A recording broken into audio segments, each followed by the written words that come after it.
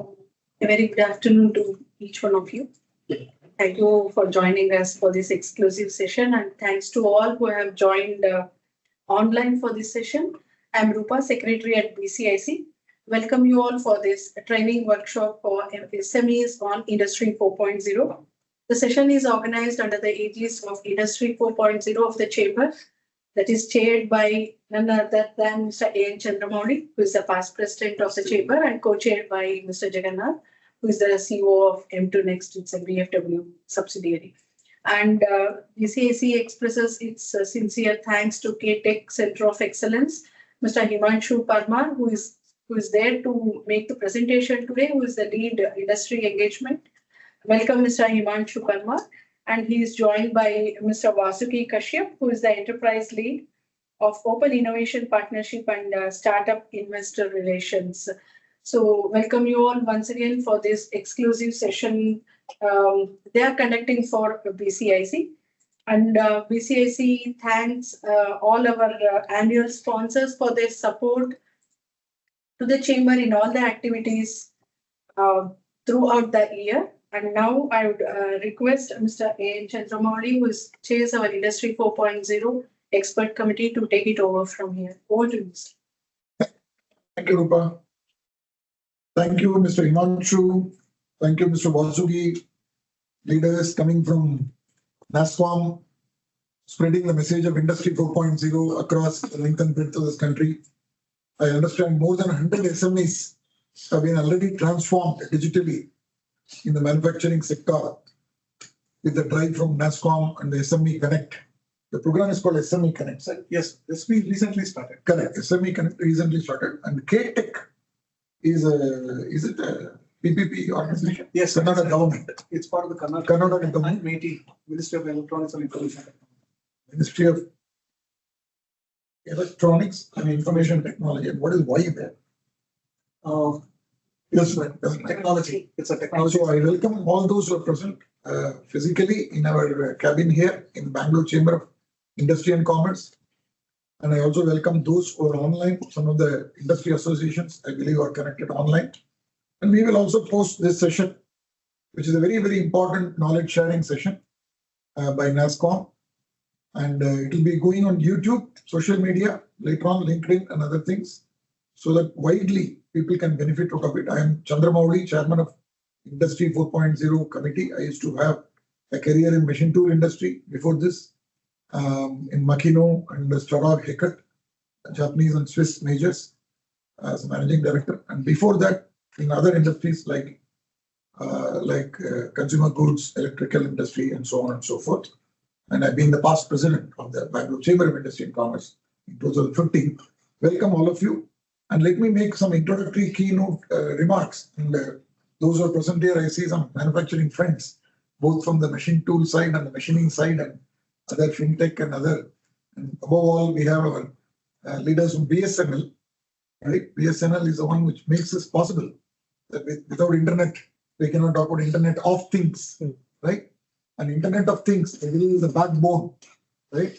And the IoT Center of Excellence by NASSCOM here, IoT 2.0. That means there is a 4.0 and within that there is a 2.0. That's fantastic. So we all can one day visit, the IoT 2.0 center in HSR layout. All our SMEs, BCIC can coordinate one of the visits. The sooner it happens, the better. So we have a nice connect now, visit the center also. I would like to make some kickstart remarks. You see this picture here.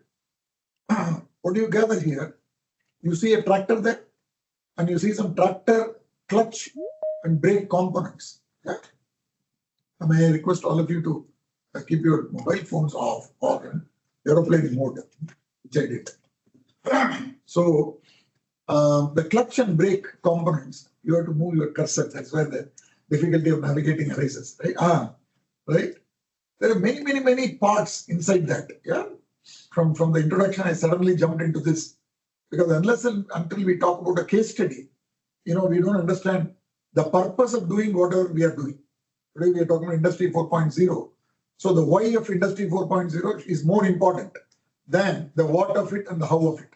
Am I right? So this tractor and its parts there are hitherto being produced in thousands and thousands of small components, and around 100 types of tractors. Yeah, I hope the sound is not coming from mobile phones. I just was keeping it on silent. Sir, please. Yeah, Just now it's on silent. even aeroplane mode is better. It disturbs us, right? Fine. Distracts, right? So there are 100 types of tractors are being produced by this country. In that, there are 200 types of SKUs, stock keeping units, right? Which are the finished products of clutches and brakes, which go into the tractor, right? And then these 200 products, in turn, have got 5,000 small components, which are some of them illustrated in the picture on top, right? Yeah, I think Purushottam, you have to keep focusing and therefore, what is the challenge in this company? Welcome, sir.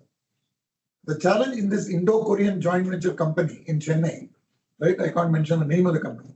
I visited this company on behalf of one of the Industry 4.0 projects. And then they said the biggest challenge is how to achieve the 50 parts per million, ppm. That means in 1 million being 10 lakhs, right? In 10 lakh parts being produced, only 50 parts can be defective. I mean to say the finished part being clutches and brakes. And that is impossible because they have a huge amount of mixing and mess up. Even the CEO himself told me that there's a huge amount of mixing and mess up. Our good friends of machine tool industry, they appreciate around the room.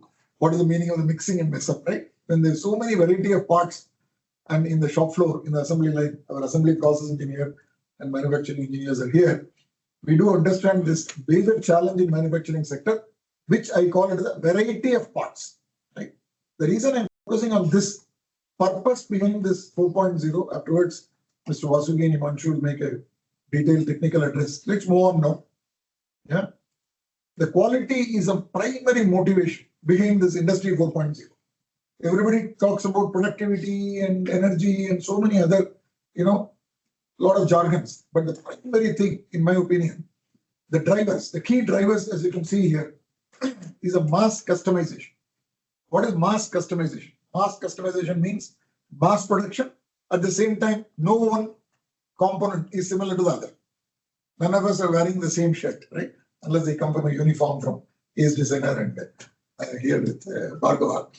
But otherwise, when we go home, we prefer different colors of shirts, sarees, etc. Even shoes and spectacles, everything become variety.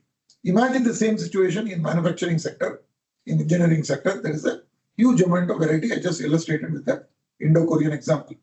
The second major factor driving is many disruptions which are happening in this world due to volatile, uncertain, complex and ambiguous VUCA. The VUCA is a volatile, uncertain, complex and ambiguous.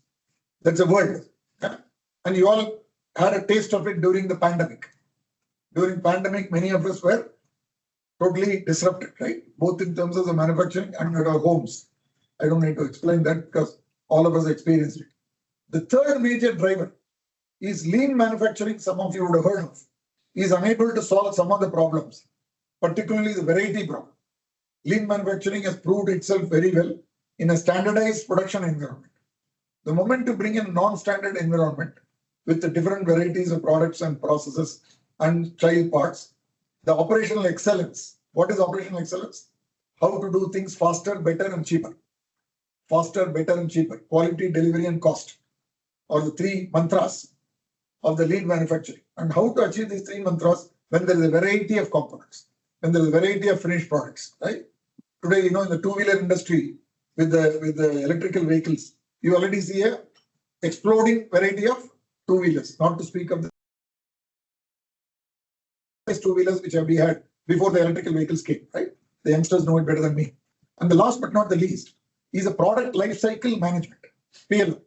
What does this mean? It means from the design, so you can even come to the front row, okay, please feel free. From the design to after sales service, right? From a design of a product, then sub-assemblies, manufacturing, etc., and going up to the after sales service.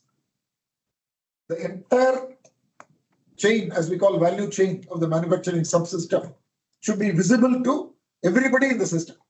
Today, the visibility is not there, right? I know machine tool industry, we are good friends here. They know designer is not talking to production, production is not talking to service, and then service is not done backwards. When the issue arises, we have a backward feedback, right? And how to close loop this is called the closed loop quality control. So these are some of the drivers. I just want to touch on that.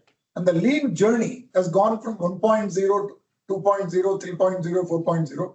I don't want to take away the thunder from Mr. Vasuki on this. 1.0 being the mechanical engineering, 2.0 being the electrical engineering, 3.0 being the computer engineering, and 4.0 being the digital engineering, which is nothing but the internet-driven digital technology. Easy to remember the four mantras in this manner: mechanical, electrical, computer, and otherwise the jargons, they try to confuse this.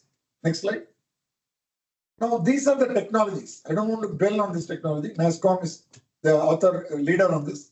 How can we bring these technologies not only to large companies like Tata Motor, TVS Motor, Volvo, etc., but to the small and medium enterprises, whether it is industrial automation, robotics, IIoT, artificial intelligence, augmented reality, additive manufacturing. Welcome, sir. Welcome. Coffee is also welcome. Please. Additive manufacturing. Additive manufacturing is not only a new technology, it is also revolutionizing some of the processes going on in the industry. Sir, you can come to the front. Called subtractive manufacturing. Subtractive manufacturing, we have friends here from Aegis Bhargava. They are the leaders in subtractive manufacturing, right? And their colleagues in the other AMS group are doing additive manufacturing. Yeah? Dr. Vishwasan. Cloud computing and data analytics is a backbone of the whole thing, right? Let's move on. I'm not going to dwell on any of this. Now, I want you to focus in this chart, that small staircase kind of thing. Purushothaman is pointing out OEM, Tier 1, Tier 2, Tier 3, right? And the Tier 3, I'm calling it as job shop. Welcome, sir. Welcome. Waiting. So there are many industries which impacting on Industry 4.0, automotive, trucks, tractors, two-wheelers, machine tools, capital goods, industrial goods, material handling, oil and gas, construction equipment, power generation. My eyesight is still good. Aerospace, defense, process industry, petrochemical, pharma, food processing, cement. I'll share with you, sir. The entire PPT I'll share with you, right? No, I'm just saying. No, you will get it. And then you see the value chain from design to after-sale service. That is the top box. Yeah, that is not so visible, but you can understand. From supply chain to the manufacturing chain to the service chain, all the three are leading towards the end customer on the one hand and suppliers on the other hand. Now look at the picture below: OEM, Tier 1, Tier 2, Tier 3. Now SME Connect and NASSCOM is looking at the Tier 1, Tier 2, Tier 3 or the job shops. Now next slide will explain it even better. Look at Tata Motor here: Bharat Forge, Anand Group, TACO, Tata Auto Components. TACO means Tata Auto Components. Sona Group, TVS Group. A year back in the middle of COVID, there are several experts from Tata Motor came under one roof, yeah, called C4I4 in Pune. So I arranged a 3-day conference on Industry 4.0 to develop the champions of digital transformation in Pune, right? And that was a fantastic program because there are 35 champions came under one roof. They all have 20 years experience in Tata Motor, each one of them, in the 5 factories of Tata Motors, right? That is an example. But unless and until they introduce this concept to Anand Group, Bharat Forge, TVS Group, Sona Group, who supply the components to Tata. That is on the one hand. Now look at the right side picture. Anand Group, I'm just pulling it out from that, right? And they have Tier 1, Tier 2, many suppliers. Now the Tier 2 balloons, yeah, bubbles will have again Tier 3. Now all of them, SME Connect and KTech and NASSCOM is trying to bring them into this journey of 4.0. If BSNL leaders we are here, yeah, can bring this concept by making the Wi-Fi very cheap, if possible free of cost, right? Why I'm saying free of cost? There was a talk earlier, the entire Bangalore can become Wi-Fi. That means wherever you are, your mobile is connected to. There is a project 7 years back. BCIC did a webinar on that. And it was presented with the then minister and the secretary. Entire Bangalore will be on one Wi-Fi. Imagine, right? So just move on. So if this is a hub and spoke model, just go back. It's a hub and spoke model. Go back. Yeah. Oh, it doesn't go back. Huh? Okay. See, the hub is a Tata Motor. The spokes are the Tier 2. Then the Tier 1 Anand Group, the spokes are the Tier 2. Imagine a network of companies. Blockchain technologies, for example. Blockchain technology is a powerful method of bringing network of suppliers and customers. Customer means dealers. Yeah, a motorcycle or a earth mover or a car goes to dealer's house. So there is a chain of dealers on this side. There is a chain of supply. All of them come under one roof. They talk one truth. It's called the universal truth. Yeah. And then it becomes very, very powerful. Now they scratch the surface. 100 SMEs are already there. But if all of us cooperate, we can make it 10,000, 1 lakh, 10 lakh. We have more than 16 million SMEs in this country, which of course, if you really take the real ones, they're at least 1.6 lakhs, right? And if this 1.6 lakhs, we can make the impact. Yeah, how powerful it is. So there is a mission going on by KTech and NASCOM to spread this message from 2017 onwards. They've been struggling to do it. BCIC, we have been struggling to do it, but it doesn't have any impact because people think it is just another jargon. So I'm trying to demystify this problem. I'm trying to make sure that this is understood even by the layman. Next one. Yeah, these are the real challenges. Visibility of demand, already I explained. Quality specifications, right? Whether the tier 1 person or the tier 2 person, everybody talks in the same quality, right? Unless the vehicle quality is achieved, finally. If all the sub-suppliers, everybody is achieving the quality, then only the final quality is achieved, right? If the spindle manufacturer in Pina is not giving the best quality, how can the machine tool run with the excellent quality? Impossible. So there is a chain reaction on the quality. There is a chain reaction on delivery. If he doesn't deliver, machine cannot go on time. If he doesn't deliver, two-wheeler cannot go on time. There is a chain reaction on variety. Because different components get mixed up and messed up. Before you came, I explained that. Yeah, the messing up and mix up is a big problem in manufacturing industry, especially in MSMEs. You walk into MSME, 5 years, nothing. Somebody teaches 5 years and goes, next day it is not followed. How do we ensure the 5 years, the Kaizen, the Lean is implemented as a foundation? I request NASCOM to ensure that these foundations are never disrupted. See, if you try to put a butter and jam without a bread below, then you cannot eat the sandwich. A strong bread, the foundation on that butter and jam, then you get a nice sandwich. So this is very, very important. Let's move on. So these are 3 classic objectives, which Industry 4.0 or lean manufacturing or Kaizen or 5S, anybody would look at the same thing. Shorten the lead time, minimize the cost, attain the highest level of quality. These are manufacturing mantras, triple mantras, I call them, right? Earlier I called them triple mantra. Now I got a 4th one. The 4th one is very, very powerful. The flexibility. The man should be flexible, multi-skilled. The machine should be flexible, multitasking. The method should be flexible, right? Software-driven methods. And finally, the material also should be flexible, which means the child parts, the finished products, so many SKUs. The 4th weapon becomes extremely important. And hitherto, the first 3 weapons were addressed by conventional methods. But for Industry 4.0, attacks the 4th weapon. Do you understand? So if you attack the 4th weapon through Industry 4.0, then all of us will feel extra benefit mila. Otherwise, it 40 years we are talking the same thing here. Lean, kuch samajh mein nahi aata. But now the critical point has come. Next step. Okay, this I don't want to get into detail, but all related to one element only. Eliminate waste. Muda or muda, whatever you call it. Eliminate the waste. Defects have to be eliminated. Excess production should be eliminated. Waiting time should be eliminated. Unused talent should be eliminated. Transportation, unnecessary transportation should be eliminated. Yeah, wasteful inventory should be eliminated. Wasteful motion should be eliminated. Extra processing should be eliminated, right? If you remove all this mudas or waste through Industry 4.0, it's a brilliant thing because small and medium enterprises would love to eliminate waste. Their profitability will improve. Their customer will be happy, right? And then the whole chain is happy. The chain being tier 3, tier 2, tier 1 OEM. The chain is happy. Next. And so to summarize, right, there are 2 major pillars of Industry 4.0. Too much of jargons going around. I put all the jargons under just 2. Welcome, sir. One is flexible automation. Another is intelligent automation, right? I can classify all the jargons of Industry 4.0 under these 2. That will be a separate webinar by itself, right? A series of webinars being rolled out by BCIC, and we have done enough in the last 5 years. But some more, another series is starting in November 18th, right? All of you welcome to join. So flexible automation addresses a variety of things. I keep on talking variety. Intelligent automation is a smart IoT enabled, which NASSCOM kind of companies are promoting aggressively. Right? Next. And these 5 things of automation are more important than anything else. Right? Aang bankere batane. Right?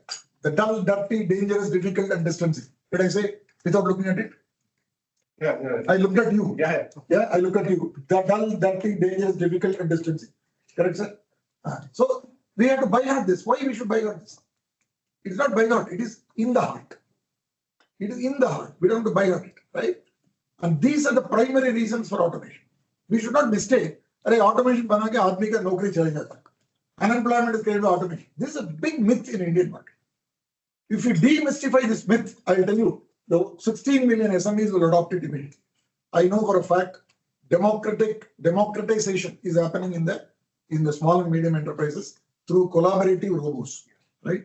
Even before Industry 5.0 is born, we already have Industry 5.0 already in this country through collaborative robots, hobos we call it, right? These examples I'll talk another day, whether it is a dull job, whether it is a dirty job, whether it is a difficult job, whether it is a dangerous job, or whether it is a social distancing job, right? Now the middle box alludes to the social distancing. During COVID, 3 people were doing that assembly, and in between a kobo aa gaya. There are 2 people are going apart 6 feet. So gap is adjusted, so they are not affected by what is called COVID, right? COVID results in cobot. I think we should be very poetic. Let's move on next one. Yeah, I think this is my last but one slide, I think. So I want to make a very affordable, essential, simple, and interoperable. What are these 4 jargons? And affordable, everybody understands, right? SME should be able to afford it. How to make the budget easily affordable. And there are some ways of doing it. Essential. We should not do some big frills and bells and whistles. Only the basic minimum things. According to me, industrial IoT is a bare minimum. Right? We need to do that along with sensors. All other things are bells and whistles. Augmented reality, blah, blah, blah. Baad mein karo. Simple. Make it easy to understand by 3 people. By the operator, by the maintenance person, and above all, even the installing person. Right? Right? People, when they install, they give and go, and it remains in the corner. Nobody installs. And across systems, it should be able to work. Interoperable means different people give different systems. They get confused with that. I can operate it because SMEs people get bombarding. Several people go and try to give their solution. Right? All solutions should work on one platform. So that is the 4th point. Yeah, with that, I think I will stop now. Next one. Yeah, okay, next one. Yeah, thank you, sir. And sorry, I took more time from NASSCOM. Yeah, no, Mr. Vasuki, Mr. Himanshu. Thank you very much, sir, for spreading the message once again. Just setting the context. Eh? Thank you, sir. Now, all the time is there with you to take the team forward. And later, we will put all of them in the so-called YouTube. So the entire community can benefit out of it. Thank you, Chamber of Commerce. Thank you, SME Connect. I will now hand over the mic to Mr. Himanshu or Vasuki? To Mr. Vasuki. Thank you very much. Thank you, Mr. Vasuki. Thank you, and thanks for all the people who are present. Thanks for taking time out. Let me introduce myself. I'm Vasuki Kashyap from NASSCOM KTech COE, powered by NASSCOM. So we, just to give you a quick background, I manage the partnership for open innovation partnerships for the Industry 4.0 area. So giving you a little bit of background to what the NASSCOM Center of Excellence does. We are a PPP model, public-private partnership model, which was started in 2016 by the Ministry of Information Technology and the respective state government, the Department of Science and Technology, where we have equal stake from both of them. There's joint secretaries in the Department of Industry and Commerce, the ITBT secretary. They are a part of our governing council, and they're regularly have audits from them and give an update on key performance indices and all that stuff. So this was started in 2016 with the intent to connect the the innovative startups who are just emerging and the emerging technologies which they have, the innovative solutions which they have to the enterprises. So the early adopters were the tech and as well as the more advanced companies in the enterprise, large enterprises mostly. So we have those partnerships also. We engage with them in solving some of their use cases. So as part of this, we've been having this journey across industry. We are industry agnostic, not just about Industry 4.0. We work in the areas of healthcare, we work in various other agriculture and so many other areas also. So we have been doing this, and we have under our this one, we have more than 3,500 startups incubated with us, and we've solved more than 150 use cases, and helped many SMEs and enterprises to adopt these innovative digital solutions through the startups. As part of the initiative from the Invest Karnataka, as part of the the global investor meet, the Department of Industry Commission, where we have collaborated with the government of Karnataka on this initiative that you can see they're doing as part of the Invest Karnataka. They wanted us to conduct this digital adoption or digital transformation or smart manufacturing adoption by the SMEs, because we saw that this was at a very very low rate.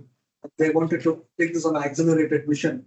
So as part of this, we are conducting various workshops. We had one of the workshops inaugural workshop in September, the workshop last month. And after that, we have been associating with a lot of industry associations like BCIC and various, and thanks to BCIC for organizing this, and they've been benevolent in getting us the audience here. And thank you all for presenting here. So with that, I'll just quickly take you through the couple of slides, and then after that, I'm joined in by my colleague Himanshu, who could not be here for some unavoidable reasons. So he's joined us virtually here. Himanshu, you can virtually say hello. Yeah, hi everyone. Thanks for joining in, and thanks to BCIC for giving us the platform to kind of interact with all the SMEs. We appreciate the context setting by Chandramouli sir, which has really came from the amount of experience he has gathered over a period of time of working on the shop floors, visiting multiple factories, and talking to a lot more than people. So I'm really moved by the slides which he presented and the knowledge he brought forward for everybody's consumption. Similarly, we'll try to kind of make the knowledge and the experience that we have got after interacting with more than 1,000 manufacturers and visiting more than 200 plants across India. We'll try to make that the conclusion available to you, and we'll try to kind of make this more interesting and insightful for you to take the Industry 4.0 and digitalization initiatives forward. Yeah, over to you, Vasuki. Thank you, Himanshu. Thank you. Next slide. I'll just walk you through a couple of slides. So, as I think it might be a bit of a repetition, but hope we will try to present something new here through this slides, because most of the slides presented by Chandramouli sir was very common as such. So we are trying to address some of the transformation challenges which the SME space. If you look at the evolution, he already mentioned that it started with the steam or water in the steam part of it in the production, and then it moved to the electrical, and he very defined it very nicely. It was the steam, then one was, and then electrical, and then computer, and then now it is the IoT. We are bringing the cyber physical systems here, where we're talking about human machine interface through the connected devices to IoT.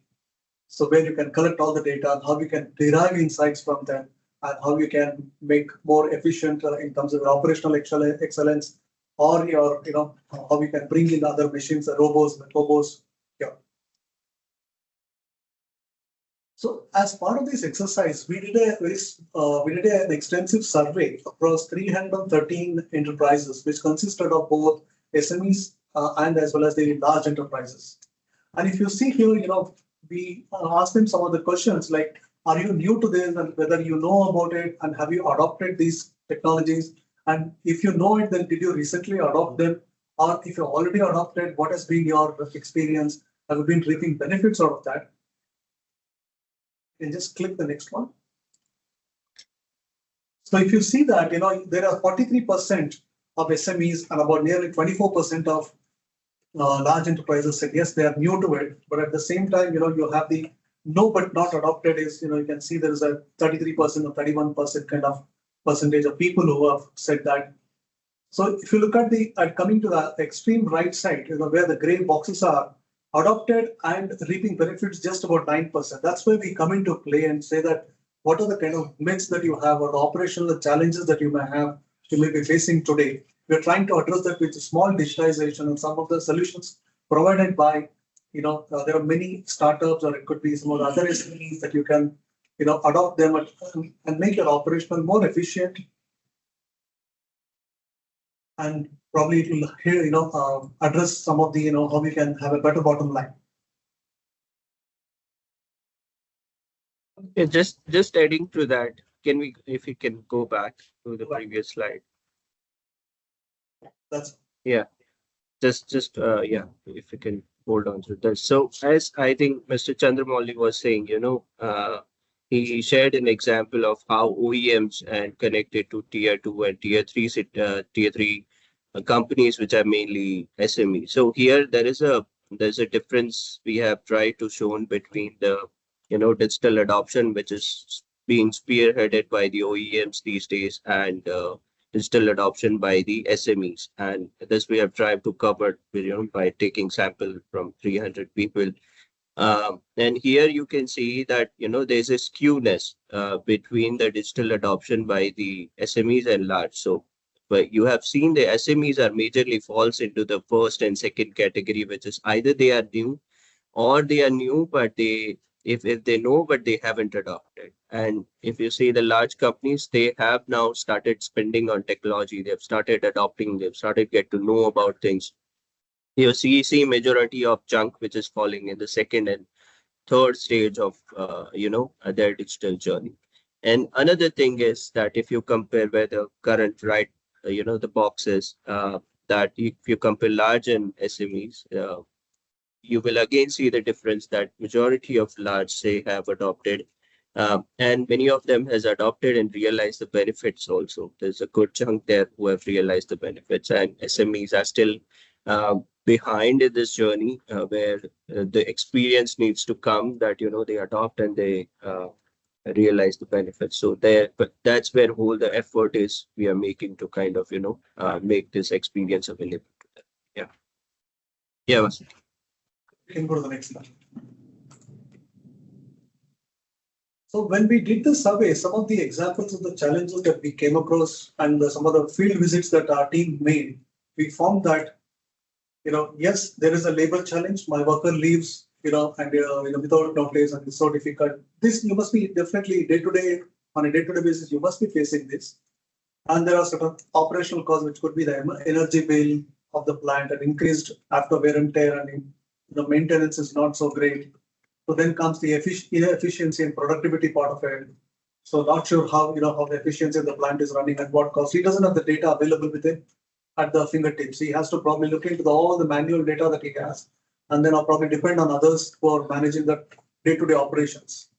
So then coming to operations, you have frequent breakdowns, etc., and then that is leading to losses. How do you overcome that? And these are these are not planned ones. So obviously unplanned ones will, definitely it's going to hit the bottom line, and the operational expenditure will definitely go up. There's one more click. So since most of the data are either in the manual or in the ledger books or in the papers or in the Excels and don't have the historical data to derive insights, that's another challenge. Where how to go about implementing these. So there are many apprehensions as when we found that in the survey, the majority of the SMEs were falling into that category as know about it but not adopted. So what are their concerns? Acquiring digital skill, is not much of a use according to them. And then I don't have the time and resources because they're sucked into their operational and delivery and meeting the timelines, cash flow, so many challenges which they face, and labor issues, all of that. AI and IoT are meant only for large enterprises and not for small enterprises. That's a myth that we want to break. And everything is working fine. Why should I go for it? If everything is going smooth, why is the need for new technology to be adopted? I'm able to meet my timeline, delivery, everything. Even my people are happy. Why should I go for it? That's another issue. And I have not seen examples of MSMEs getting benefit from digitalization. There's one more click.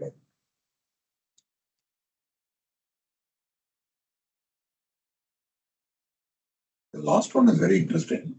I have I not can just dwell on that. already. I already invested digital through robotic systems. Yes. So if you can make the robotics, intelligent robotics, as I showed earlier in my presentation, so just make smart robotics. If machines can become smart and robots can become smart, 80% of 4.0 is already done.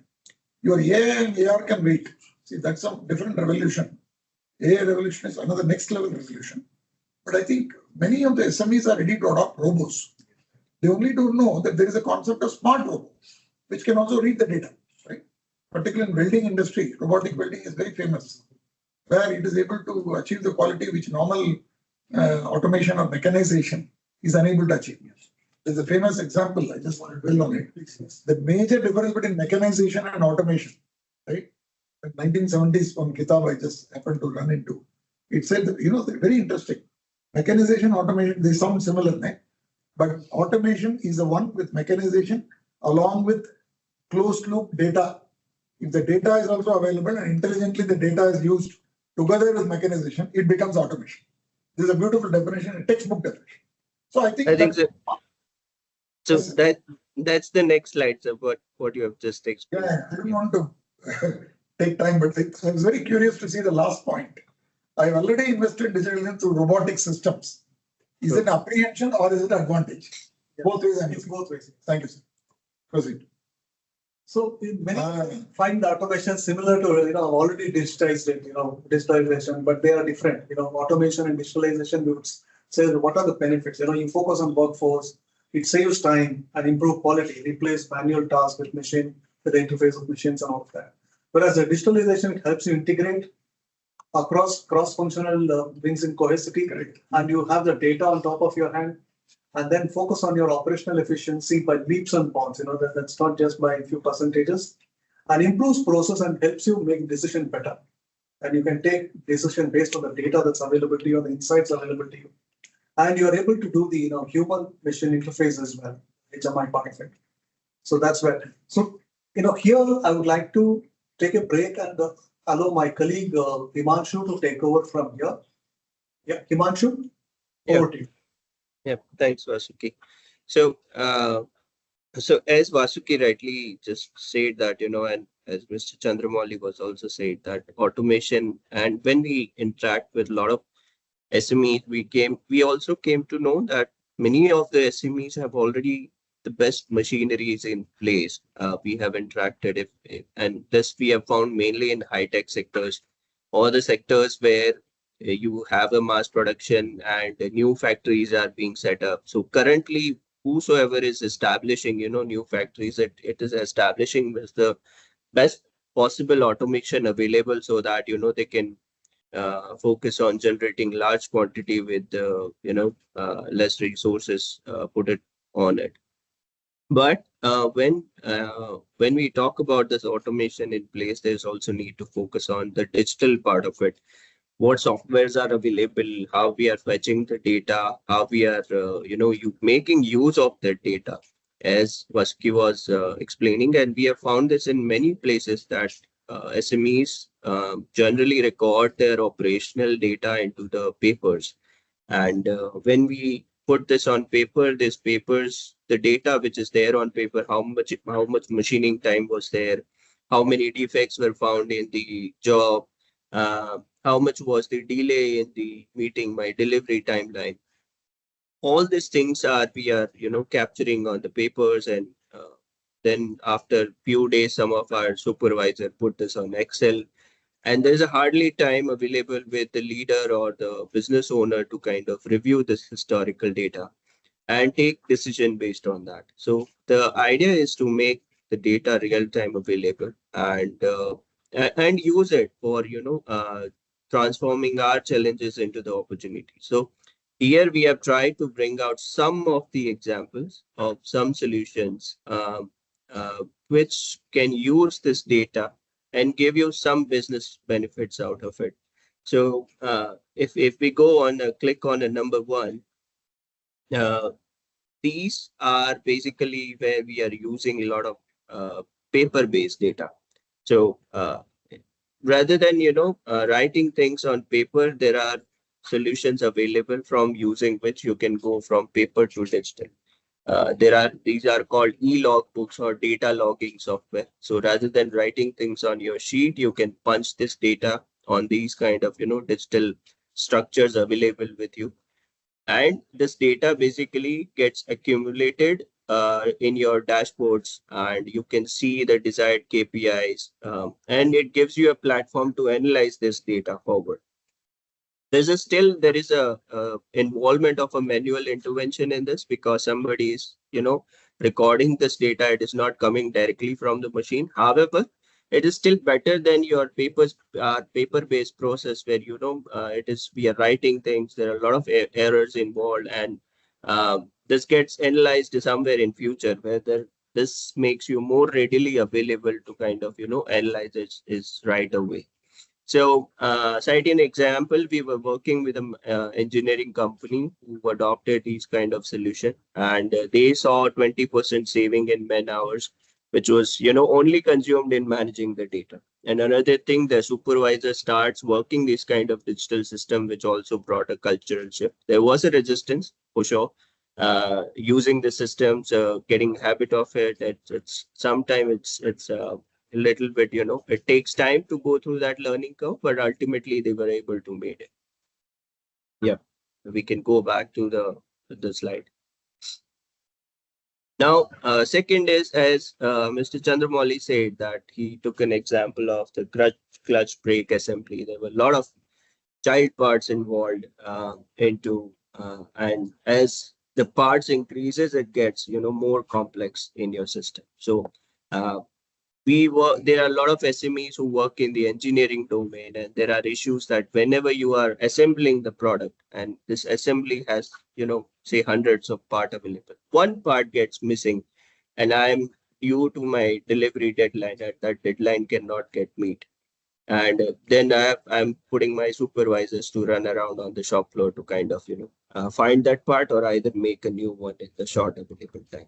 So these kind of softwares, which use either RFID or you can use QR code also, you can use barcodes also, which helps you to kind of track this parts. And whenever there is a child part assemblies involved, then again for this, especially for the safety critical components, it's helps you to keep a track of the child part also, which goes into the assembly. Another thing is, if you have a large assets on your shop floors for the companies which requires larger space, and you are unable to find out locations of those assets, you can use real-time location kind of systems also, which helps you to track down those locations. Here, what it is using an RFID solution in the current video. And this you have already found in some, consumer stores, fabric stores. They also use RFID tags to kind of just do check in and check out kind of a thing. Another is used to take a stock. What is using an RFID gun, and using it, he's just taking a stock of the parts available into the crate. Apart from that, if you have valuable parts on your shop floor, you can also find the location of that part. As you get closer, it becomes greener. So these kind of solutions help you to maintain track of your inventory. Yeah, we can go back. Third one is, as Mr. Chandramouli was saying, the IoT, very important domain of the Industry 4.0, where we use sensors to kind of, monitor the conditions of our machines. So what happens is, if your machines are really new when you establish them into your factory, there are no challenges. But as they become older, there are wear and tears. Then there are breakdowns, and they consume more power. So there can be need in terms of the depending on the challenge you are facing. If you're facing more breakdowns, there are sensors, or if your machines are PLC connected, data can be extracted, especially in the industries where night operations, which runs for 24 hours. You need to keep an eye on your workers, whether the machine was on or not, or you need to find out. Here is an example of textile company, which runs on a lot of compressors are there, so a lot of power gets consumed, and they kind of use this IoT based solution to find out how much power was consumed during the operational hours, and whenever the threshold it was crossed. In some states, there are penalties also if your power consumption is more than the required the taken permission from the state government. So here it helps them to save the power cost. Second was an example where we worked with a machine manufacturer who had a challenge of doing the after sales services. So he had to go to their clients after commissioning machine to their place to kind of do the repair and maintenance for some period of time. Now they integrated this IoT solution, and he monitors remotely for some period of time before doing the final handover, and guides them remotely that, see, these are the vitals or the kind of track parameters of your machine, and here you should take action to kind of avoid any kind of challenges. Third one is the industries where there are heavy rotating equipments. Somebody's making chemicals, or somebody's making erasers, or where a lot of motors and compressors are involved. So here the power consumption is very heavy. So there you need to keep a track of the energy consumed. And all those things can be done by connecting machines to those IoT gateway devices. If you have legacy machine, then you can retrofit some sensors over it, and then you can fetch the data from there. Yeah, we can come back.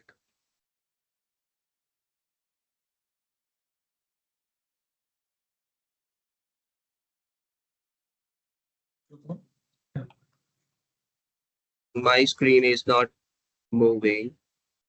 Can you just, okay, all right, thank you. So the energy cost, we talked about the energy part of it. So IoT can also, it helps you in both ways. You can use IoT to kind of use IoT for the conditioning monitoring of your machines to avoid the unplanned downtimes. You can also use them for managing your energy related cost. Fifth one is very important. We talked about cost. We talked about quality also. So here, you use some industrial cameras which are powered by AI to identify the defects in the products that you are making. And this is very useful in the industries where 100% inspection is needed. Or you are, say, supplying to your OEMs, and if it'll, and we have also seen that a lot of automobile part supplier, when they supply to OEMs, if they say that they have 100% inspection, automated inspection system in place, it gives a better assurance for them to get the new orders, because here it eliminates the error of passing out a defected product to the next buyer, right? So here it uses the camera to kind of identify the defect. Now assume that I'm manufacturing 1 lakh product in a day, and I put up 2 workers to kind of inspect the defect manually.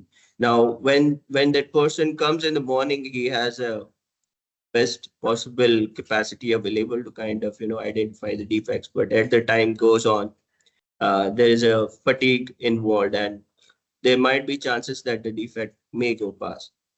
So here is the idea is to empower this person. When you kind of put these kind of systems in place, it helps them to take spot the defects and do any kind of root cause analysis and take actions if any production things also needs to be changed. For example, here is you can see the plastic part, a cap is being manufactured. So let's say your production is coming out, and if your system is finding out the defects, any excess flash is there, or any cracks are, or any dust or spots is visible, you can go back and stop the production line for a moment and take a corrective action, and then based on that you can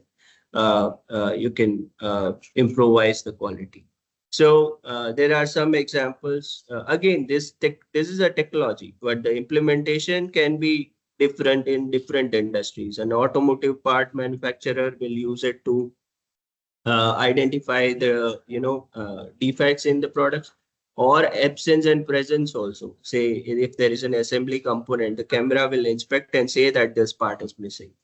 So that's one. Second is an FMCG product manufacturer can use this to identify the printing defects on their product.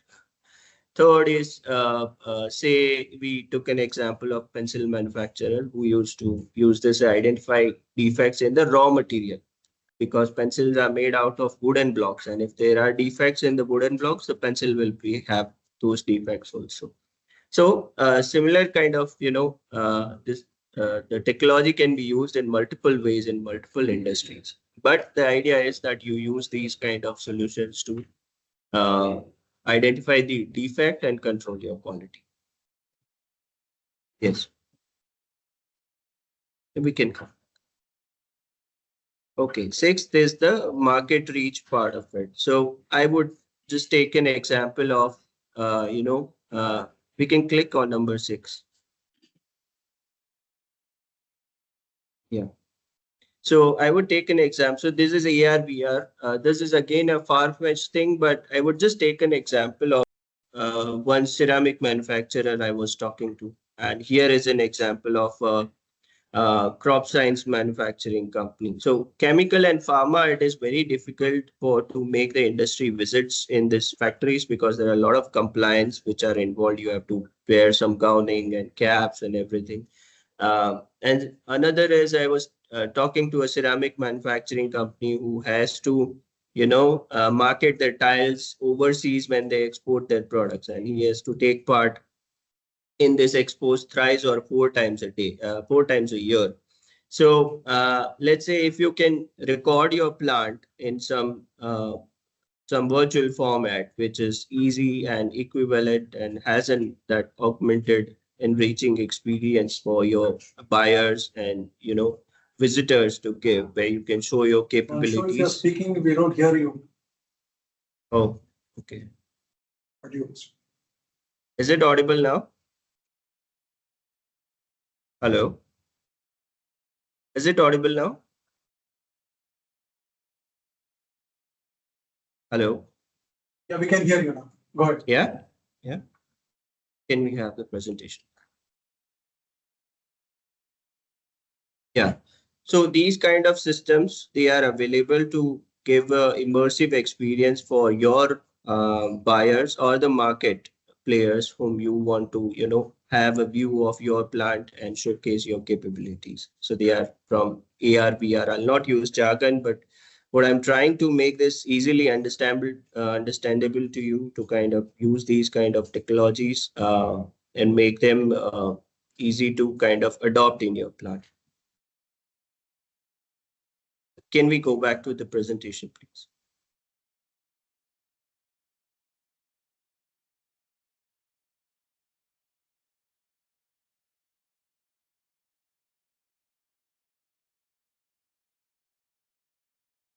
Yes, you can click on the back button.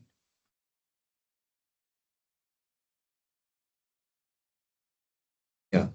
So this also helps in remote customer support. Another important aspect, in the plants is the safety and the compliance. And we can click on the 8, which is there to kind of, here we basically, or you can click on 9. 9 is there. 9 would be the link. Sorry for that. Yeah. So here we basically empower our CCTV cameras to kind of, empower them with the AI. So it helps you in multiple areas. One is to do the product counting for the ongoing products on your, conveyors and the assembly lines. Another way it is used to kind of identify any intrusions in your plant. It is used to identify any presence or absence of the people in your plants. It is also used to, if your manpower has, has complied to required basic PPEs or not. And it is also used if somebody is going close to any hazardous area. Say, if you in a casting manufacturing company, if you want somebody to not go close to the kiln, or you want somebody to stay away from some designated areas, these kind of solution help you to do that. it gives you an intrusion alert, or if somebody is not not wearing PPE, it gives you a kind of alert to take the corrective actions right on time. Another example is in a textile company where a lot of apparels are made. So these kind of solutions track their productivity by tracking their movements on hands and their absence and presence, and gives you an idea that, what were the challenges that your goals were either made or were not made at the end of the day. So there we can use this, CCTV cameras available in our plants to kind of identify these kind of solutions. We can come back. Right. So in supply chain, we already covered some bit of it by the inventory management example. So these are some of the examples we try to kind of capture to give you a feel of, what technology can do and cannot do. There are also areas we can't expect AI and IoTs to achieve everything, but we can definitely utilize their power to kind of, find the solutions to our challenges. And what these solutions do basically, we can go next. So they basically, utilize the data. I'll not spend time on this slide. It's a little complicated, but I'll try to make it easy to understand that it utilizes the data, which is captured from certain devices. Either we feed into the system or sensors bring it, or we put some devices to capture this data. Then it processes this data. Then it does the diagnosis on this data. And then in terms of alerts or reporting, it gives you a platform to take the corrective actions so that you can improvise your processes in your plant to, enhance your productivity and efficiency. So the entire idea is the data which is being idle in our systems till now, we start utilizing it. They say that data is the new oil. So this is how we can, convert that oil into kind of get the desired results. Yeah, please next. Now, somebody may say that, how should we adopt? And there are many places that we can start the adoption. So when we say digitalization, it's a journey. And when you go through this journey, you go through multiple steps, and it itself is a learning curve to kind of, go through this journey. There are many steps involved. Yeah, we can pause here. So the first step is that you should make a digital roadmap. And for that, you may do the current state of assessment of your current state, where your current level of digitalization in your plant, what kind of challenges you are facing. Very important portion or part of your digitalization journey to identify and focus on to kind of, put the deployment. Third one is prioritize your focus area, and we'll talk about this tier framework which is there. So first is have some thought processes in creating a digital roadmap in what you want to achieve in next 3 or 5 years. Second is have a basic infrastructure in place. Say if you have ERP, well and good, because your data is available in the system. If you have machines connected, if you have done any automation, it will help you to take an edge on. But it doesn't mean that you need all these things mandatorily to start your digital journey. It's not like that. You can, if these things are there, you can already leverage it. But if it's not there, you can still start your digitalization in your organization. And third one is that don't put everything in one place. Say if you want to monitor your machine, and say if you have 50 machines on your shop floor, it would be suggested that you start with 4 or 5 machines for tracking their conditions using the IoT devices. So when you do this process, you will go through a learning curve. You will interact with the solution provider. You will test it. You will see what are the challenges are coming in implementation part of it. What infrastructure is needed. So after and how much is the ROI, the most important part, and how much time you're getting the payback. So after understanding all these things, then once you get the confidence, then you scale this, in say 40 machines or 50 machines across your plant. And similarly to all the solutions and all the business units of your plant, first try to do in a smaller scale. And when you get the kind of understanding, then you scale it up. And now somebody may ask that, how do I decide where do I put this? Can we click on that image, please? TIER, which is TIER. Yeah. So here is a framework uh, uh, which has been created by the different consulting firms of the world. So the idea is that first you evaluate your today's state, where your current digital readiness is. Second is you also focus on the bottom line. So you need to analyze that where your cost is going high. So wherever your the expenses are high compared to your revenue, definitely if you put a digital, it will give you a better impact.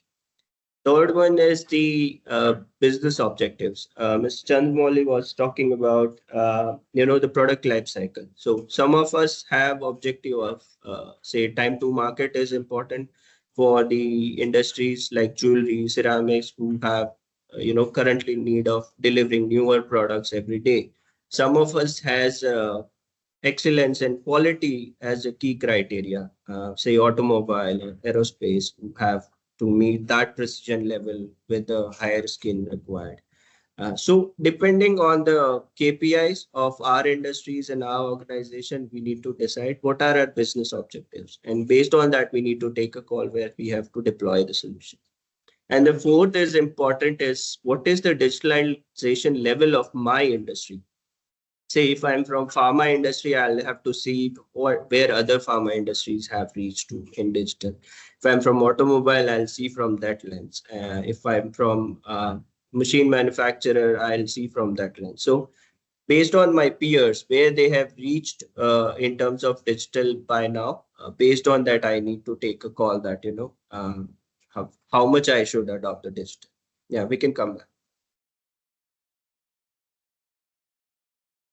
And last but not least, that, like I said, once you do the POC, you can, scale this to the next level, get this adopted in your entire plant, which will give you the productivity, efficiency, and the quality in the right place. Yeah, we can go next.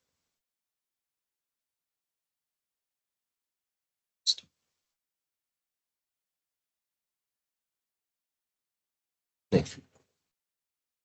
So this was the much I wanted to kind of convey on the digital adoption part. This is a little bit about the program and the initiative that government of Karnataka is driving under the aegis of SME Connect enabled for Industry 4.0. So like BCIC provided us the platform to kind of interact with you, and after this we can take up Q&As also.